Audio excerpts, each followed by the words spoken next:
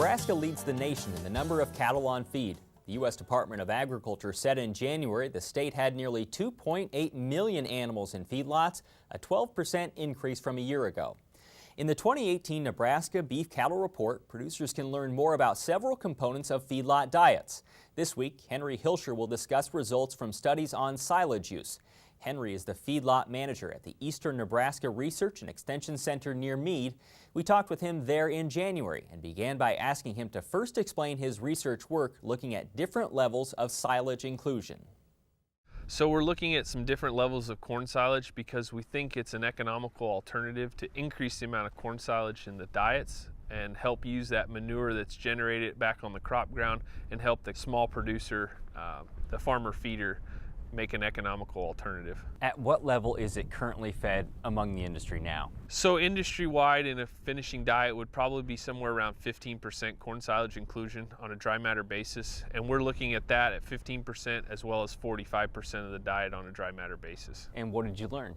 So we saw that taking those cattle at 45%, we can still get almost the exact same performance, a little slower gain and a little less on the feed conversion. But if we look at things from the manure value and putting that back in and incorporating that in the farm ground, it seems to be like a good economical alternative. You're also looking at different hybrids. Why did you think different hybrids might make a difference? So we did some work with mycogen seeds, as they have a brown midrib, so it's a low lignin corn silage, and we're looking at potentially, if we're feeding higher levels of corn silage, means higher levels of fiber in the diet, but if we have a more digestible fiber, we could get some more efficiency out of that. And so with that, we saw that at higher levels, we saw better performance out of those brown midrib corn silages versus the non-brown midrib.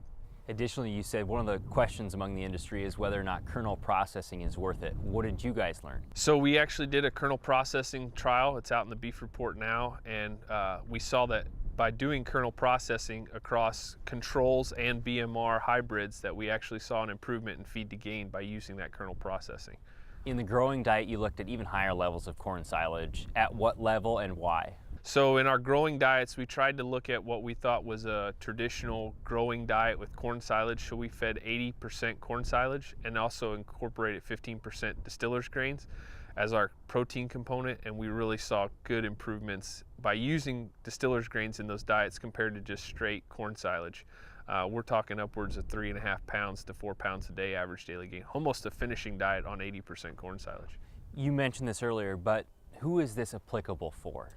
So a lot of this is targeted more towards the smaller guys, the farmer feeders. It's just a lot of corn silage to be putting up for a 20,000 head commercial feedlot. But if the small guys with 1,000 head have 1,000 acres of farm ground, this might be a good opportunity to keep everything on the farm, spread the manure, and keep it all in-house and try to make the whole farm more profitable. Is the recommendation to go to this way, or is there a good way to try it out to see if it can work for you? So I think we'd like people to try it, but we're doing the research here first, and we're working on putting an economic analysis together and putting that out, and then also a silage pricing spreadsheet that we want to get out there hopefully this summer.